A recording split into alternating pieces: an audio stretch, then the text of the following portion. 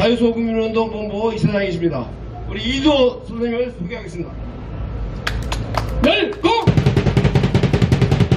소개받은 이두호입니다.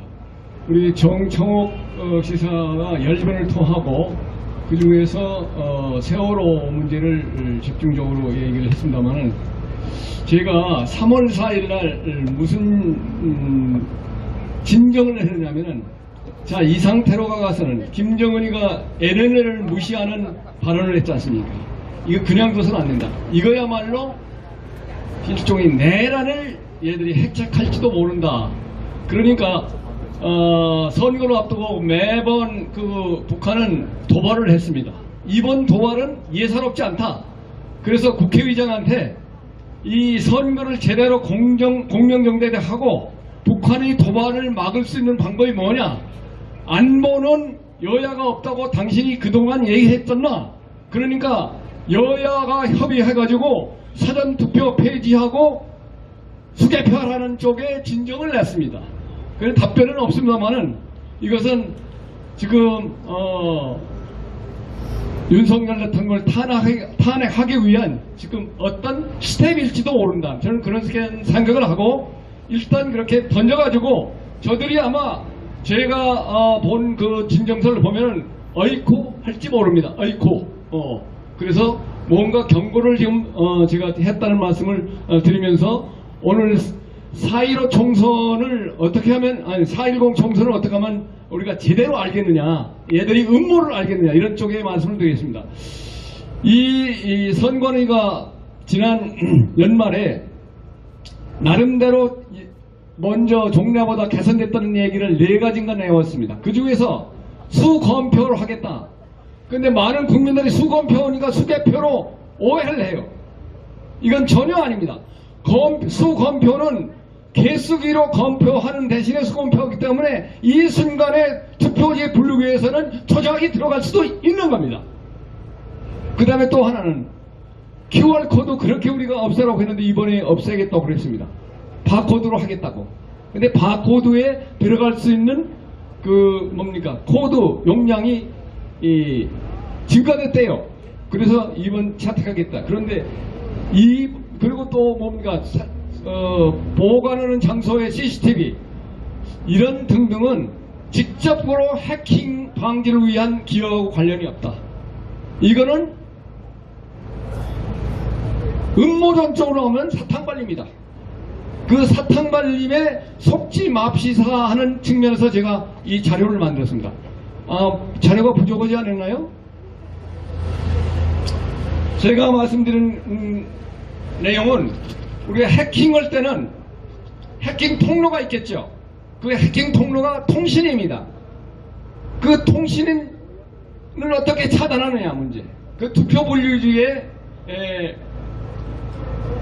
그동안은 이 사람들이 폐쇄회로 유무선이 없기 때문에 폐쇄회로 운영되니까 해킹 불가능하다고 하고 있습니다. 그러나 가장 중요한 것은 4.15 총선 때 투표지 분류기가 한번 고장나니까 성북구에서 거기 재보통했는데 위원회에서 코드 가져오기라는 메뉴가 떴어요. 그 얘기는 투표지 분류기가 위원회 서버하고 연결됐다는 얘기 아니겠습니까? 그렇죠. 그리고 또 중요한 것은 투표지 뭡니까 개표의 모든 데이터는 선관위가 공개하기 전에 다른 사람이 공개할 수 없다라고 법에 정했습니다. 그런데 다만 단서가 보도를 위해서 선관위가 제공한 자는 문제없다. 이렇게 돼가지고 실시간으로 시청자의 느끼기에는 실시간으로 공개되고 있는 겁니다. 그래서 저는 뭐라고 선관위 여기느냐, 실시간으로 보도되고 있는 자료가 어떤 통로를 타고 있는지 이거를 시연을 해라. 그래야 당신들의 얘긴대로 폐쇄를 하고 제대로 되고 있는지 알 거 아니냐, 이렇게 요구를 했습니다. 또 하나 중요한 것은 이런 통신 문제에 이게 통과를 하려면 말이죠, 컴퓨터만 알 수 있는 언어가 있어요. 그걸 프로그램 소스 코드라고 그래요. 투표지 분류할 때 투표지 분류하는 그 반도체 칩이 2개 있습니다. 하나는 주문형 반도체, 하나는 현장 운용 반도체. 그런데 주운영 반도체는 뭐냐? 투표지를 제대로 받으는데 원래 우리가 학생들 어떤 취직을 때 스펙이 맞아야 된다고 그러지 않습니까? 스펙을 이미 다 정해놨어. 현장 운영은 반도체는 뭐냐? 스펙이 없어. 그러니까 현장에서 나쁜 의미로 조작하겠다는 얘기야. 그래서 이 두 번째 투표 반도체 칩은 제거하라 하는 것이 둘째 번 요구사항이야. 내용을 공개하고 프로그램 소스 코드를 공개하고 거기에 조작에 이용되는 반도체 칩 제거하라. 안 되면은 적어도 그걸 기능이라도 정지하라. 이렇게 제가 얘기를 했고요. 그 다음에 이런 명령어를 내리는 장치가 뭐냐? 그게 운용형 PC라고 합니다. 운용형. 그런 내용적으로는 명령을 전달하는 제어형 PC라고 그래요. 이 제어형 PC가 현재 22대 총선에서 활용되는 것도 21대 총선 때 2018년형 투표지 분류를 하는데 그걸 그대로 사용한답니다. 그때 뭐라 그러냐? 그때 사용했던 PC 본체가 중국 레노버산이야. 레노버 중국산이란 말이죠. 그래서 1177대가 사용되고 있는 거야.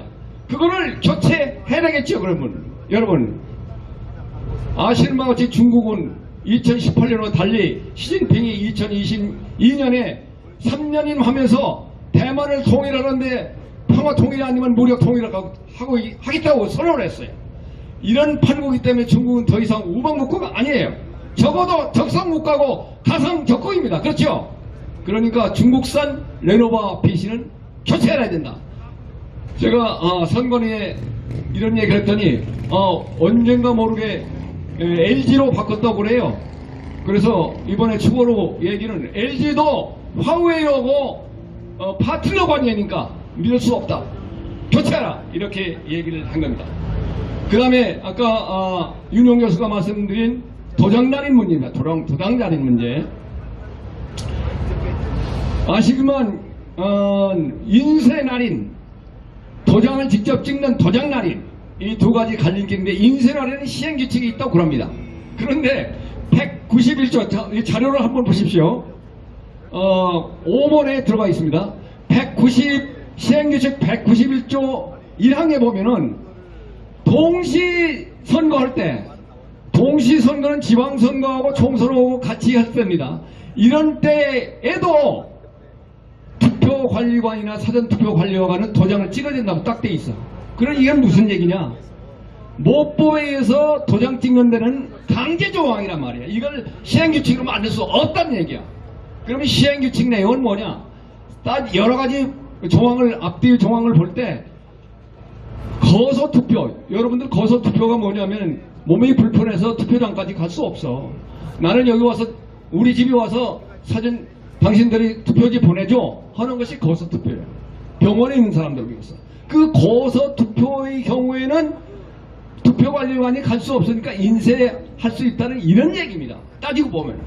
이게 아니라면 무슨 얘기냐면 법에 위반될 뿐만 아니라 헌법의 114조 6항에 뭐라고 되냐면 선관위는 법령에 저촉되지 않는 범위 내에서만 시행규칙을 정하라고 되어 있습니다. 헌법 위반이란 말이에요. 그래서 이거는 위헌과 위법이 동시에 관련된 문제다. 자, 아무리 이런 것을 다 이행하더라도 저번에 국정원에서 조사를 해보니까 평소에도 해킹이 가능하단 말이야.